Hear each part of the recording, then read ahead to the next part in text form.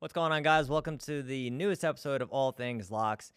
Now, today what I want to talk to you about is going to be a very relevant topic for pretty much anybody across the world. And we'll be discussing leadership, but more importantly, the effects that leaders have on the rest of the staff and retention, meaning what's the percentage of employees quit because of poor leadership? I know a lot of you out there wondering, how do I get better employees? But a lot of us don't really ever look to the people at the top to really determine, am I the reason that maybe our retention is not so great, or, just employees aren't staying long term? The stats out there really aren't that great. About 65 to 70% of employees who quit, and this is, again, worldwide, they quit because of their leaders. It's not money. That's the second one. It's the person at the top, whether it's the manager, an executive, director, or directly an owner. And what we really think about when we look at people who quit because of leaders, we always think it's somebody who's toxic, right? That owner who's yelling or condescending or talking behind your back. But more often than not, it's really somebody who just doesn't even know, what they're doing day to day. It's the person who's just, working, going along their business, trying to do the best they can, but demonstrating behaviors that are actually driving a wedge between them and the rest of the team. So today what I wanted to do is actually talk to you about just my own personal story, because in reality, I demonstrated a lot of those behaviors. And it wasn't until I really looked at not just the data, but I started to understand what's the math behind bad leadership, meaning how much was I costing a company that I really enjoyed working for because of my leadership qualities or lack thereof. And what I found out was I was costing them well over $100,000 per year. And if that doesn't sound like that much, it was a small company. So if I was working for a larger organization, could have been seven figures. This could be your challenge as well, and that's why I want to dive into this, talk to you about what is the actual cost of poor or lacking leadership, and then we're going to discuss how to actually turn it all around. So let's get started. Now, when I was younger, let's call it like it is, it was a big ego. A lot of younger employees, especially men, we are trying to prove ourselves, right? You're new to management, or you're new maybe to the profession. Everybody has a very similar mindset of, I want to prove that I'm worth my role. Now, unfortunately, a lot of us don't actually have the inherent leadership qualities. The stats and the research demonstrate this. Only about 20% of the population are those naturally gifted leaders. So if you're struggling out there, you're not alone. You're actually in the majority. And the real question that we have to ask is, why don't we work on leadership in more companies? Why is there no leadership training, leadership pipeline, right? And we just leave it to chance. Because what typically happens in many businesses, and this is essentially what happened to me, and I'm going to definitely dive in, is that you are excellent at the role that you're in, and you're maybe in an entry-level position. So for me, I was an entry-level physical therapist, and I was awesome at my job. Spent a lot of time with patients. I got them better at a very high level. I worked a lot of hours. I mean, I was, as an employee, throwing down over 60 hours a week, and I put in a ton of effort. I also generated the company a lot of revenue. So you take all those factors into play, and that essentially qualified me for a leadership role. Now, the problem, though, is that I didn't have any leadership skills. And this is exactly the story that plays out across organizations all over the world. You take somebody who, we'll call them a producer, somebody who's making you a lot of money, and they're excelling at the job. And a lot of owners or executives think, well, if they're doing really well in that position, they're going to do really well in this management position as well. The challenge, though, is that for a lot of us in those entry-level positions, the focus really is on us. Like, we're just worried about our own job. So when I was practicing at that point in my life, all I was really worried about was getting my skills better, like a lot of people in healthcare do, and how do I just get patients better, faster? It wasn't, how do I be a better leader? How do I communicate better to employees? Yes, I was very good at communicating to patients because my focus was on patient care. And a lot of people out there do the same thing. They focus on products, clients, customers, patients, because they think, if I focus on the people that are making us the money, so to speak, then we'll get the best outcome possible. And what they forget, and this is what I didn't realize at that time, is that the people who are actually making you money or growing the company, it's the employees. It's the people that are actually delivering the outcomes on a day-to-day basis. So when we look at why is there such a disconnect between leadership and employees, it's just the fact that you have a lot of people in leadership positions who are not great leaders. And that's not their fault, even though they're the ones kind of getting the shit end of the stick these days. I mean, managers are just getting destroyed, all over social media. They're generally speaking the first ones that get fired in large organizations. And then you just click on, TikTok or, Threads, and it's my manager's this or my manager's that. And I get it. There are plenty of bad managers out there.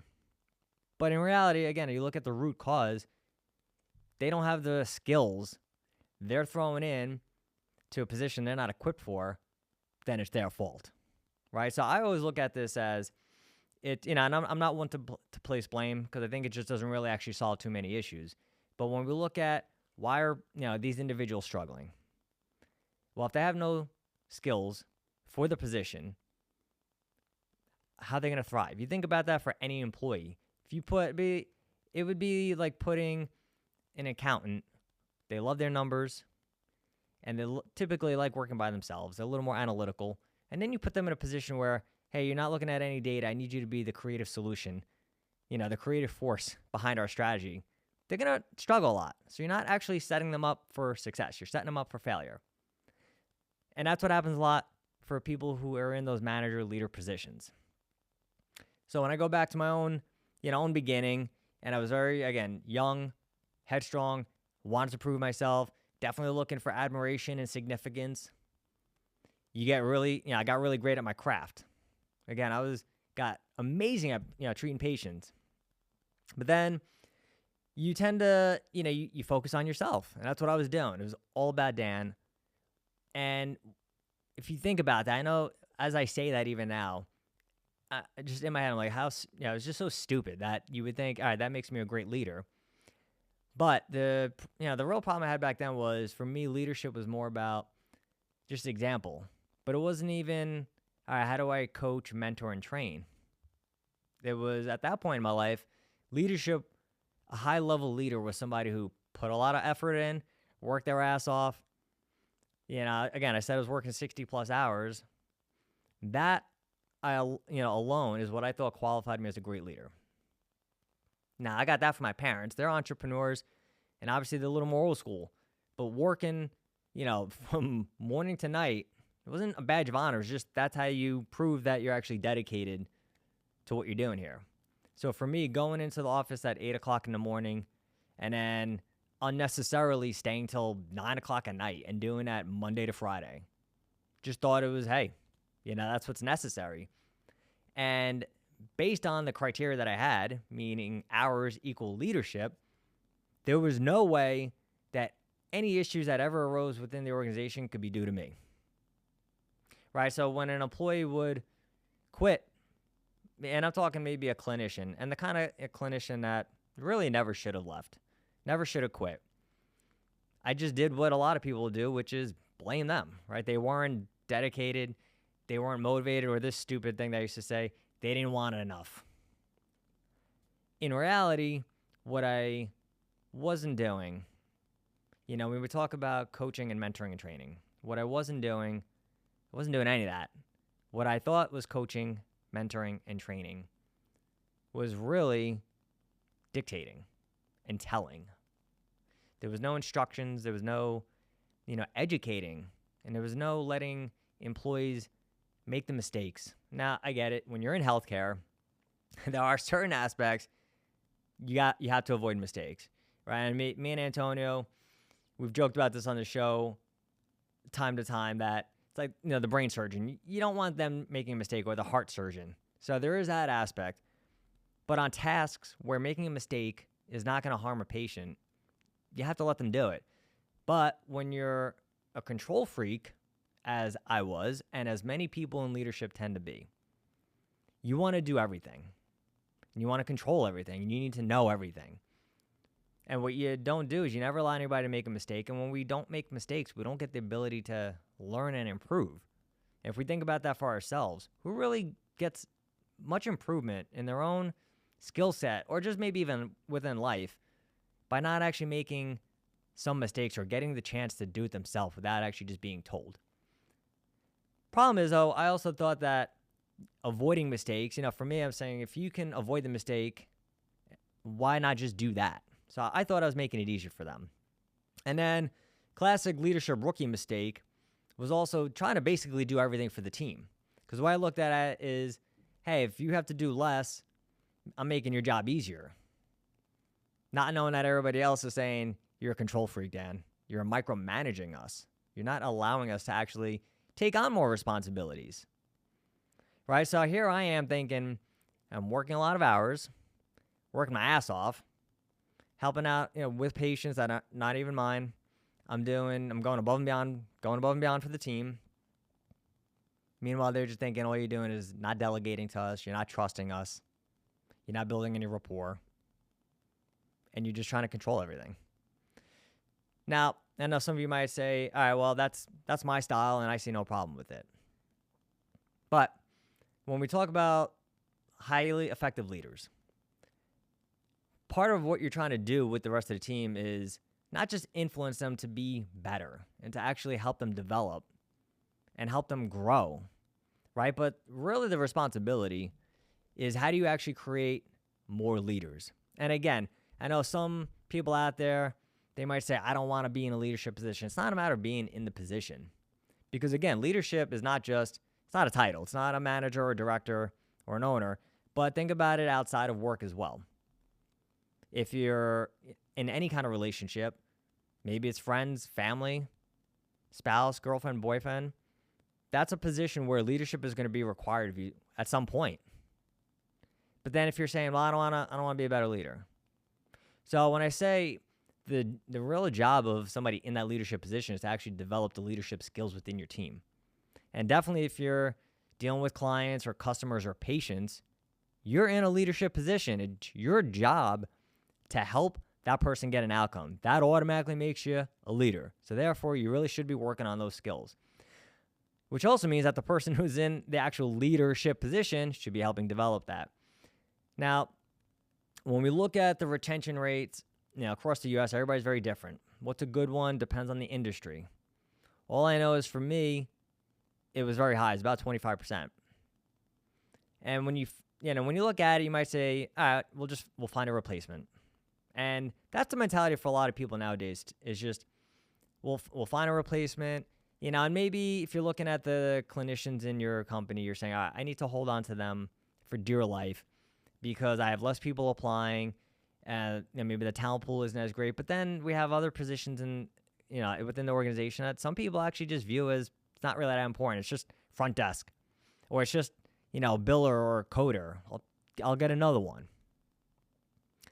There's really 2 or 3 things that completely shifted my leadership. But I could tell you right now, the biggest one, or one of the bigger ones, is really understanding what is the actual financial cost that leaders have on an organization. And I mentioned in the intro about, the math behind bad leadership. And when you start thinking or start learning really, what is the associated cost with replacing each employee?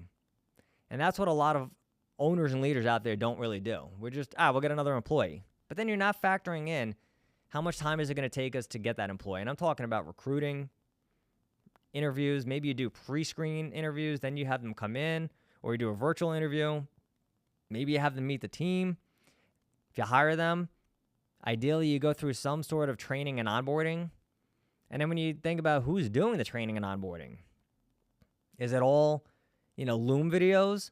Or do you actually have somebody in the office doing the training? So now they're taking away their time from maybe an important task so they can train this new employee. And when we look at the math behind clinicians, for instance, and I've talked about this on numerous episodes, but it really is impactful. And again, this is one of the things that made me want to change, was that for each mid-level clinician, maybe talking about a chiropractor, physical therapist, occupational therapist, again, you're going to spend about 6 to 9 months of their salary. So if you have maybe a physical therapist making $100,000, you're going to spend maybe 9 months of that salary. That's, what is that? About $75,000 gone. Or if you have a doctor, it's up to 213% of their salary. And we know what some doctors make, several hundreds of thousands of dollars. Take that and double it. That's how much you're going to spend for their replacement.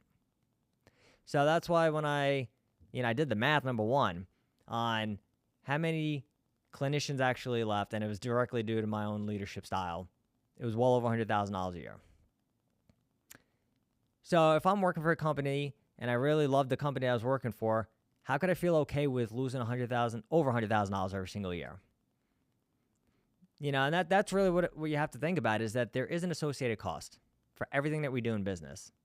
And these are things that don't show up on a profit and loss statement. It's not as if at the end of the year, we sit down and there's a line item that says this is your leadership cost, or this is the cost of having a really crappy culture. That does not show up, which is also the hard part for some people to wrap their head around, the financial cost of it. But this is why you also have to understand, what does the data actually tell us? Because then there's some owners out there who they make every decision based on what's the return on investment.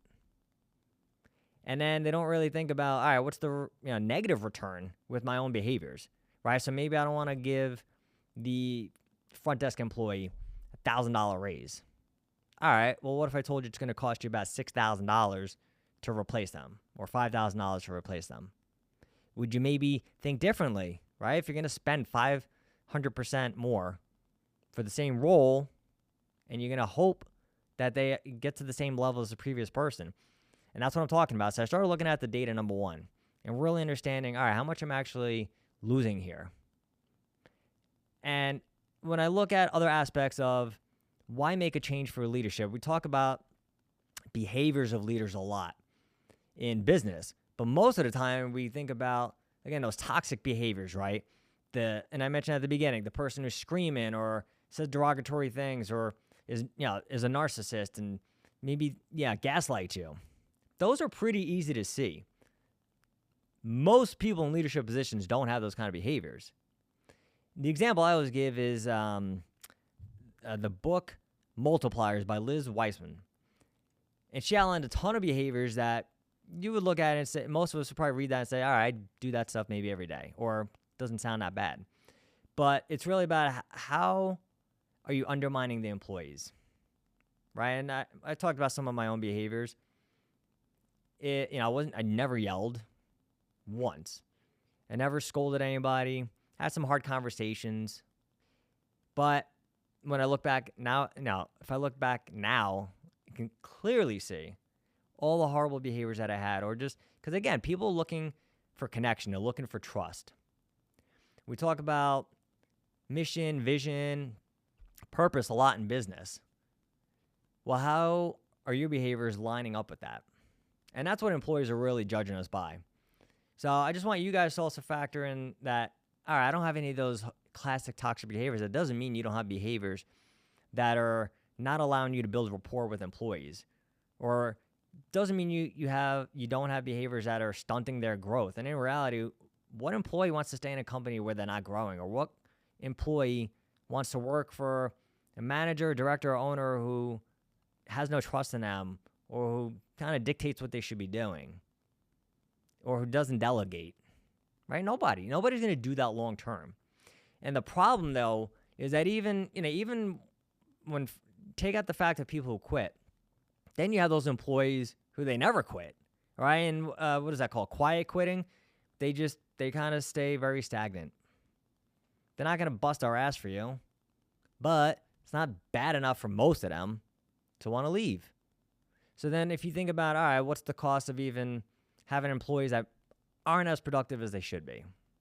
And when I say productivity, it's not a matter of let's just cram out as much juice as we possibly can. Best companies are going to typically get about 70% the best of all the employees. So for every dollar you're paying an employee, you're getting about 70 cents worth. Now, some of you say, that sounds like crap. But again, this is factoring everybody in an organization. The worst organizations get about 30%. So if you think about that kind of math, the group that's maybe getting 35% of the best from their employees versus the group that's getting 70%, right? You're doubling their productivity. What could that lead to? Now, I didn't do the math at that point on that, but I had a lot of people I know that probably just stayed because it's a good job. Again, you're serving patients. At that point, we weren't, it wasn't a mill.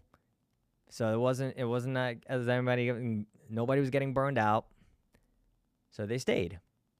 How many employees in your own organization are doing the same thing? They may be quiet quitting. You see them putting effort in, but maybe you think they could be doing more. Maybe you need to start by looking at yourself. I was at an event. It was a Tony Robbins event.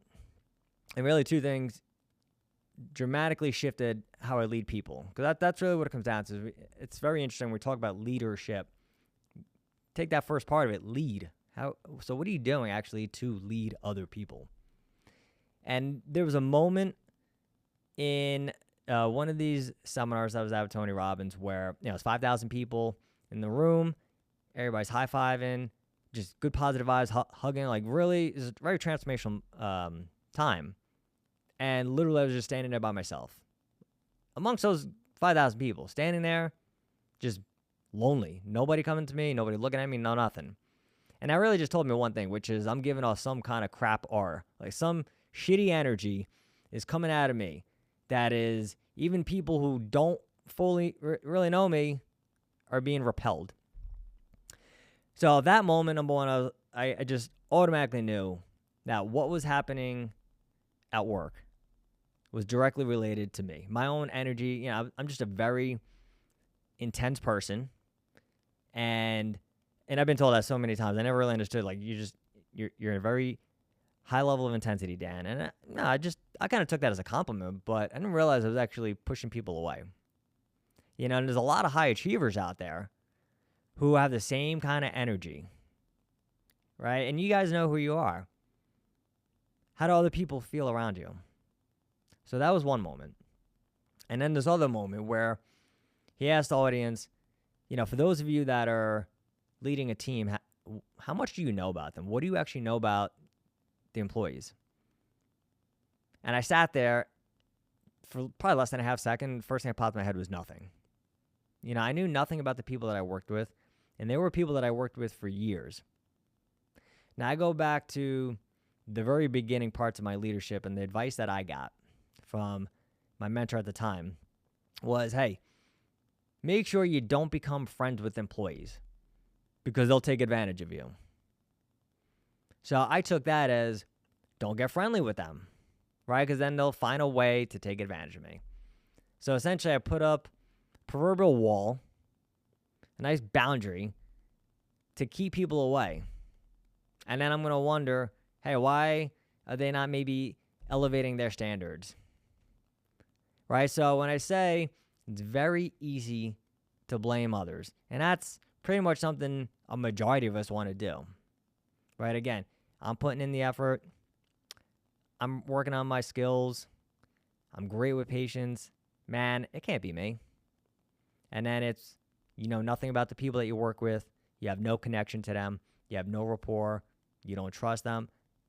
So how could I expect that they were going to give max effort? I look back sometimes and I'm actually, and this says a lot for the people I worked with. I'm genuinely surprised they actually worked as hard as they did, which really does say a lot about their quality. And I know you can say, well, they're working with patients. They sure work hard. I know, but how many organizations, maybe, doctor's office you go into where it's, all right, this person clearly doesn't care. I didn't really get any of that. So I want to give a lot of kudos to them.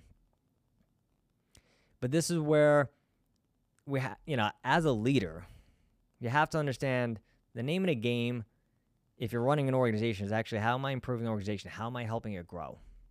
And if there's challenges, have to start asking some generally tough questions of yourself. Where could I be improving? Where am I maybe limiting not just myself, but where am I limiting the team? Where am I helping them? And where am I potentially hurting them? Now, the one caveat with self-reflection is that really two things. You have to, number one, be very honest with yourself, right? Because I know there's and I used to do this too. You go, well, I self-reflect, and all I realized was it's not me. Again, it's their fault. I'm working all these hours. So you got to be honest with yourself, which is really hard for a lot of people because to self-discover the truth, it does hurt. Call it what it is. It doesn't feel good to realize that the shit you've been blaming is really coming down to you. And that's how I felt sitting in that event at Tony Robbins. The moment I answered, I know nothing about employees, I just felt so ashamed. How could you work with people that long and not know a damn thing about their personal life? Nothing. So you have to be willing to essentially inflict your own gut punch. But the second thing is, even if you're completely and utterly honest, you can't fully see everything about yourself. Number one, you're just wrapped up in the day-to-day. And number two, you don't have an outsider's perspective. So when I talk about self-reflection, yes, I started to realize, all right, I have some patterns that are not conducive for employee growth. And that's why they're leaving. And that's why they're not giving their best. And that's why I'm having some genuine challenges with them. But then the other aspect too is, who are you going to get feedback from to fill in the gaps? Right? And when we talk about getting feedback, it has to be from somebody credible. Your grandmother, your wife, your husband might not be the most credible sources. Great people, but they might not be fully honest with you. Hun, you're perfect the way you are. You're great. No, it's not you. So you have to know who is around me that has the credibility and the integrity to tell me the truth. So if you don't have that person, start trying to develop that person because they are so crucial to your growth. And thankfully, I had that person. I had an employee that was so honest with me that I could ask her, all right, tell me where I'm limiting. Tell me where I'm hurting you guys. What do I need to do better? And she told me the truth, and she was kind about it. Which is what I'm forever grateful. She wasn't just, all right, you suck at this. You're horrible at that. It was, all right, you're genuinely interested in getting better, so let me give you the feedback, but let me give it to you in a way that'll be constructive and help you grow. So we need somebody like that in our life. And when we have these self-realizations and you start getting feedback, and that is so crucial. It's like anything else in life, right? If you get to a point, maybe you realize, hey, I need to get healthy. That's a great realization. But then the real follow-up question is, all right, now what the hell are you going to do to actually get the outcome? Do you even know what the outcome is? So if you're out there saying, all right, you know what, dude, I actually have a lot of these behaviors myself. Great. Now what do we do? Because there needs to be an action plan. And when we think about the skills that are necessary to be a very highly effective leader, the kind of person that influences others positively, the kind of leader that grows employees into leadership positions, kind of person that helps grow the company, you have to also understand, all right, what skills do I need to actually develop? Is it communication skills? Is it empathy? Decision making? Is it my ability to explain change?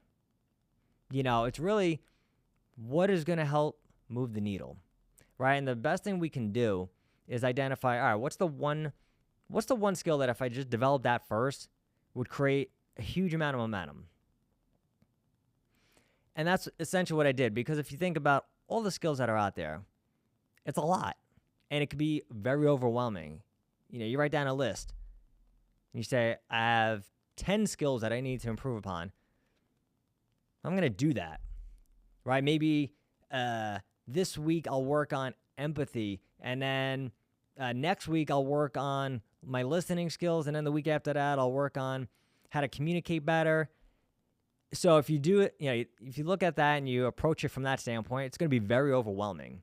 So you have to just take it one skill at a time. But what are the skills, the most important skills? It's like planning out your day, right? If you write down 20 different tasks, all right, you don't need to do all 20 that day. What are the top 3 to 5 that if you do those, you're going to have an awesome freaking day? And that's the same thing with the leadership skills. When you self-reflect, like I did, you realize, all right, this is where I kind of stink. This is where I'm very limited, and I'm naturally not an empathetic person at all. I've spoken about that on the show. It's not a skill, a strong suit whatsoever.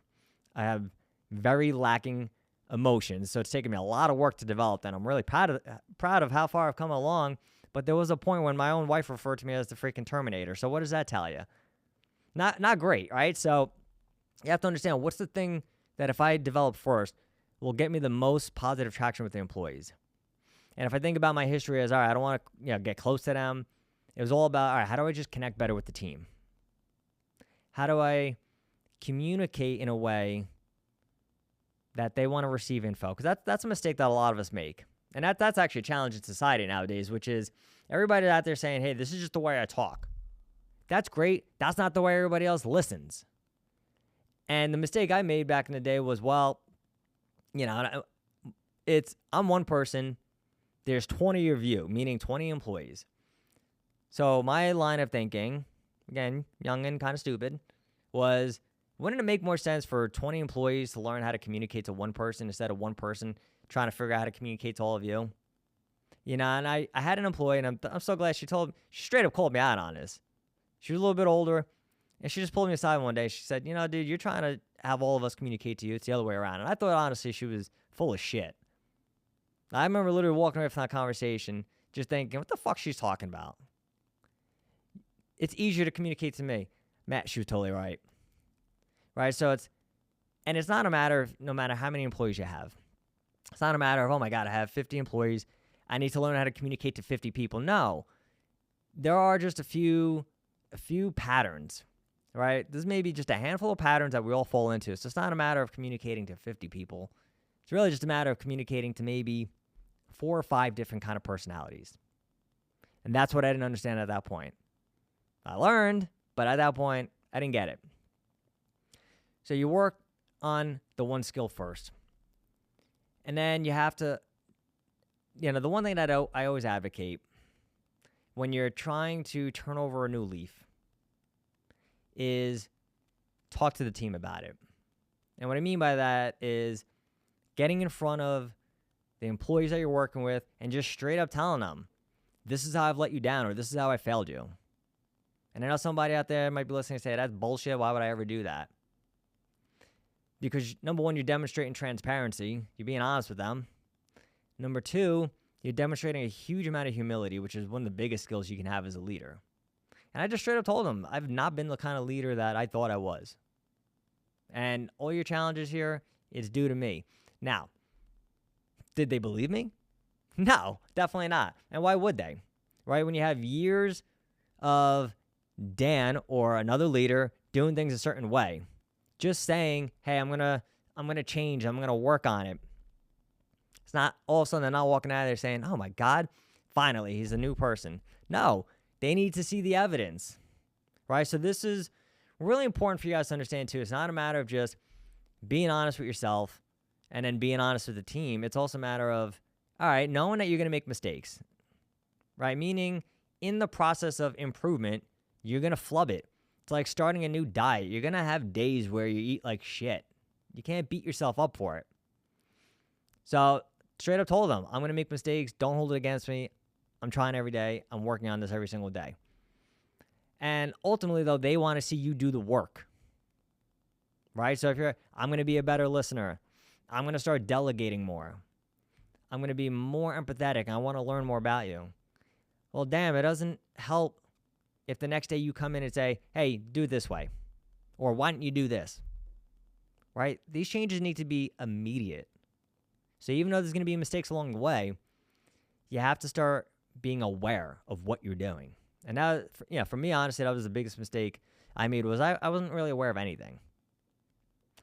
So when you're starting to become more aware of the conversations you're having with employees, you're starting to become more aware of what was their reaction, right? And when you're really focused on how do I get the best out of employees, you just have to think about it, honestly for yourself. That was one of the things is, all right, what's all this shit that, maybe has happened my way from a standpoint of leadership, maybe getting yelled at, scolded, told that I'm a shitty manager.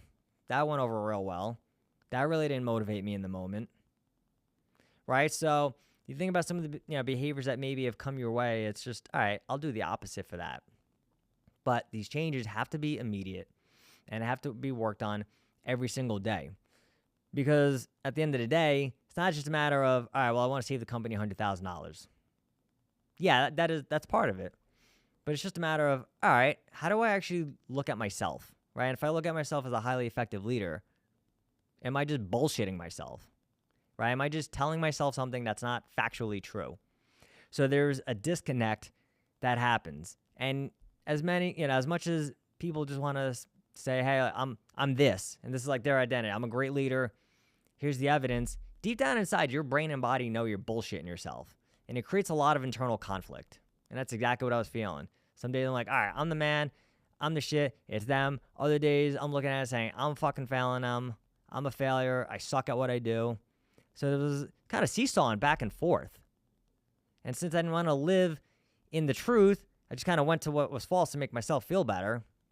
So when you are admitting and you're talking to the team, they're looking for change. They're looking for action taking. If you say something wrong, they're expecting maybe some sort of apology. And I can tell you several times I have a conversation with an employee, and then I thought about it for a minute. I went back to the employee and I apologized. I just realized I said something stupid, or I think this could be misconstrued. And sometimes they would say, yeah, I actually appreciate you apologizing because you pissed me off. Other times they say, I wasn't even fully aware, but I actually appreciate you apologizing regardless. Now, you might say, all right, I'm going to start working on all those skills. How do I do it? Right? Part of it is you got to do what works for you. If it's podcasts, books, going to seminars, there has to be some kind of active learning, obviously, because this journey takes time. I'm talking years. So you have to start, and you have to start sooner rather than later, and you have to know what works for you.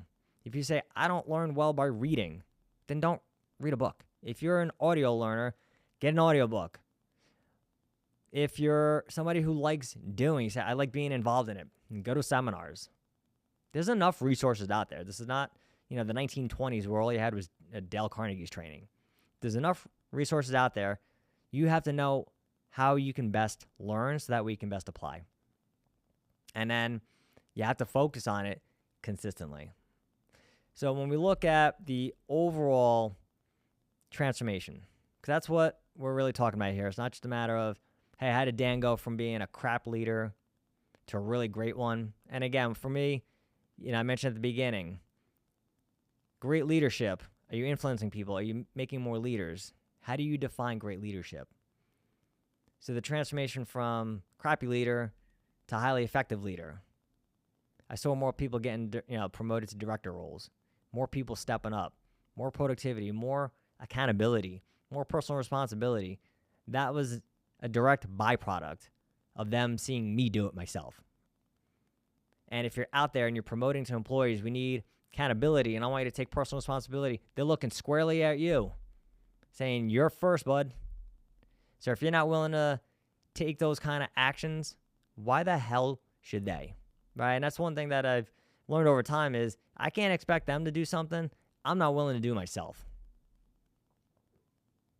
So when we look at the cost of bad leadership, and I know at the beginning I said it was $100,000. Maybe if I was in a large organization, 7 figures. We think about what's going on in society now. Leadership is highly needed, probably more than ever. When we look at the communication breakdowns we're having, the ability to, not be open-minded, not critically think.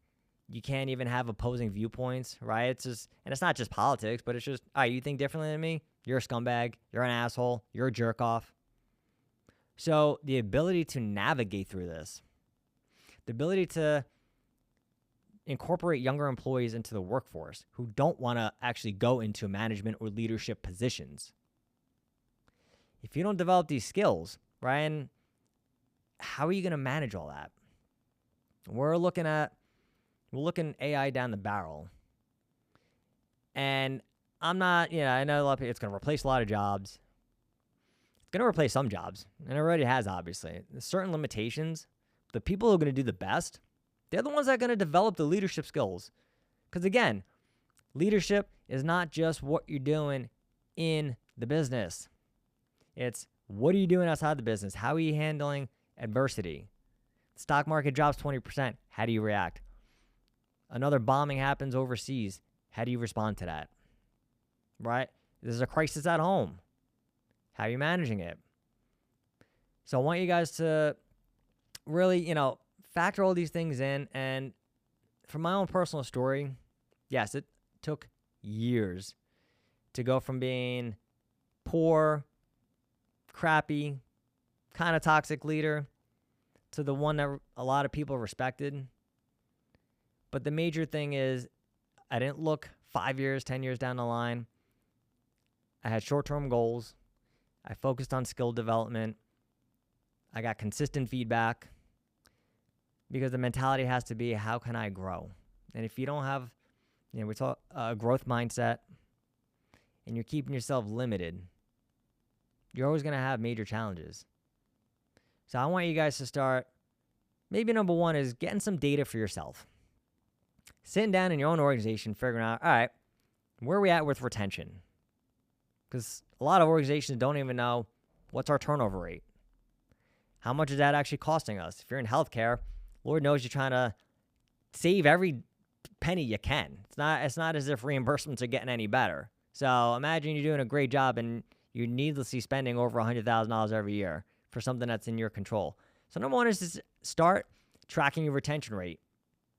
And then number two, if it's great, kudos to you, phenomenal. I don't know what your definition of great is. Is great 20%? Is great 5%? What's the industry average? Do you want to consider yourself average, right? If the industry average is 15% and you're at 16%, are you happy with being average? That's up to you to decide. But you have to get the numbers first.